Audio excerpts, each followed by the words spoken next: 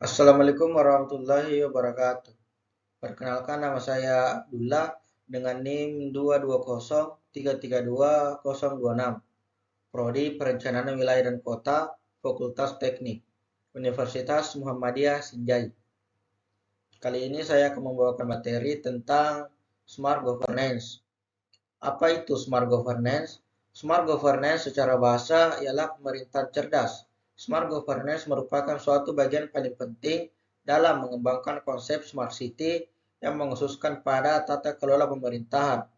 Dengan adanya kerjasama antar pemerintah dan masyarakat, diharapkan dapat mewujudkan tata kelola dan jalannya pemerintahan yang jujur, adil, dan demokrasi, serta kualitas dan kuantitas layanan publik yang baik. Slide selanjutnya yaitu apa sih pentingnya dari smart governance? Yang pertama, peningkatan layanan publik, partisipasi masyarakat menjadi aktif, peningkatan sumber daya, pengembangan kota cerdas, peningkatan aksesibilitas, dan peningkatan keamanan. Selanjutnya yaitu peningkatan layanan publik.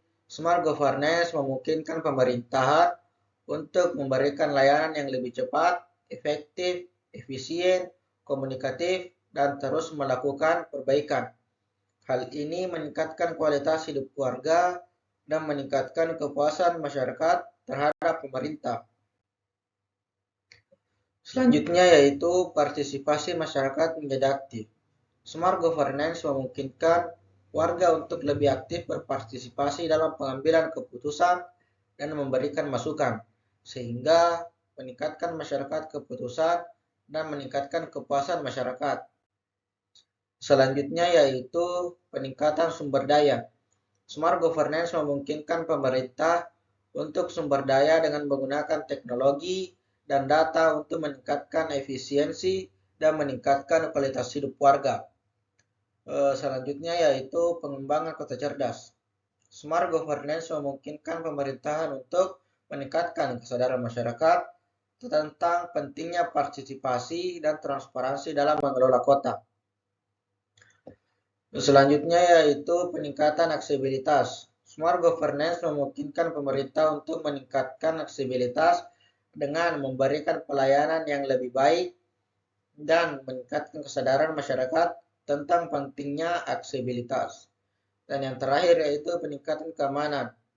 Smart governance memungkinkan pemerintah untuk meningkatkan keamanan dengan menggunakan teknologi dan data untuk meningkatkan deteksi dan tanggapan terhadap ancaman keamanan. Implementasi smart governance di Indonesia, yaitu implementasi smart governance di beberapa daerah besar di Indonesia masih terbatas karena terkendala infrastruktur. Yang kedua, pemerintahan Indonesia telah mengembangkan beberapa inovasi smart governance seperti e-Suket dan sistem pemerintahan berbasis elektronik. Yang ketiga yaitu Jakarta Smart City telah mengembangkan smart governance seperti layanan publik digital yang terintegrasi dan kebijakan berbasis data. Selanjutnya yaitu tantangan smart governance. Yang pertama, terkendala infrastruktur, keterbatasan sumber daya manusia dan teknologi, keterbatasan kemampuan masyarakat dalam menggunakan teknologi, dan keterbatasan kemampuan pemerintah dalam menghadapi perubahan dan tantangan. Selanjutnya yaitu tujuan dari smart governance. Yang pertama yaitu mampu mengelola dan menyampaikan informasi yang real kepada masyarakat. Yang kedua, mewujudkan tata kelola pemerintahan daerah yang efisien. Yang ketiga, melakukan peningkatan kinerja birokrasi melalui inovasi dan adopsi teknologi yang terpadu. Yang keempat yaitu mengikut sertakan masyarakat dalam menunjang sistem pemerintahan. Yang kelima, meningkatkan manajemen sumber daya manusia dan infrastruktur. Selanjutnya yaitu faktor yang mempengaruhi smart governance, Yang pertama itu adalah manusia. Kenapa? Karena manusia adalah bagian integral dari sistem yang berfungsi untuk mengelola pemerintahan dan pelayanan publik. Yang kedua itu adalah teknologi. Kenapa teknologi? Karena teknologi memungkinkan pemerintah untuk melakukan sumber daya secara lebih efisien dan meningkatkan kualitas pelayanan kepada masyarakat. Selanjutnya yaitu layanan infrastruktur. Layanan infrastruktur dapat mempengaruhi smart governance dengan cara meningkatkan efisiensi, transparansi, dan pengelolaan pemerintahan. Selanjutnya yaitu manfaat dari smart governance, yaitu peningkatan kapasitas masyarakat melalui literasi. Yang kedua, peningkatan efisiensi. Yang ketiga, peningkatan layanan birokrasi. Dan yang terakhir yaitu mendorong kolaborasi antara dunia usaha dan masyarakat untuk mendorong kerjasama dan pemberdayaan UMKM. Selanjutnya, apa yang terjadi jika smart governance ini di masa depan? Masa depan smart governance di Indonesia itu lebih berfokus pada pengembangan kota-kota yang lebih cerdas dan berkelanjutan. Dalam konsep ini, smart governance memainkan peran penting dalam meningkatkan partisipasi masyarakat dalam perencanaan pembangunan.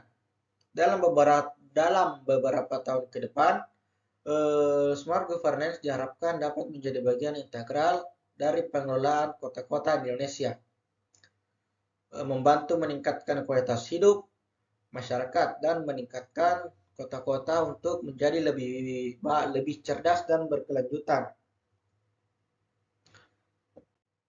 Dampak negatif dari konsep smart governance yaitu pemerintahan daerah terjebak rutinitas non APBN dan non smart city. Dampak yang kedua itu anggapan smart city itu disamakan dengan proyektik, bukan sebagai perubahan budaya kerja. Yang ketiga yaitu kapasitas SDM teknis menjadi rendah. Kemudian yang keempat itu belum meratanya infrastruktur, teknologi, dan komunikasi. Yang kelima, kurangnya komitmen pada pemimpin daerah. Kemudian pertanyaan dari Muhammad Fajar yaitu apa yang dimaksud dengan educate? Educate yaitu singkatan dari elektronik surat keterangan. Ini tujuannya yaitu untuk mempermudah proses administrasi, mempercepat penerbitan surat keterangan, dan mengurangi kemungkinan adanya pemalsuan dokumen. Pertanyaan dari Erlangga Suprapto Putra yaitu bagaimana cara kita untuk meningkatkan sumber daya manusia di Indonesia? Yang pertama yaitu meningkatkan kualitas pendidikan. Kemudian yang kedua meningkatkan kesehatan dan gizi pada anak-anak dan orang tua. Kemudian yang terakhir yaitu mereformasi tenaga kerja yang ada di Indonesia. Pertanyaan selanjutnya atau pertanyaan terakhir dari Kamarudin yaitu apakah di Indonesia sudah ada yang menerapkan konsep smart governance? Tentu.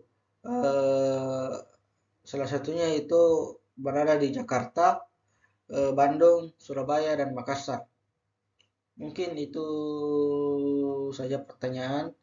Kemudian kesimpulan dari materi ini yaitu smart governance lebih menggambarkan pola hubungan yang baik antar setiap elemen yang ada seperti pemerintahan, swasta, dan masyarakat dalam membangun integrasi. Banyak negara maju dengan smart governance yang baik dan bisa dijadikan contoh untuk menciptakan serta mendukung tercapainya smart city. Mungkin itu saja materi yang sempat saya bawakan. Jika ada kurang mohon dimaafkan karena saya masih belajar. Saya tutup dengan Bilai fisabilil haq fastabiqul khairat. Assalamualaikum warahmatullahi wabarakatuh.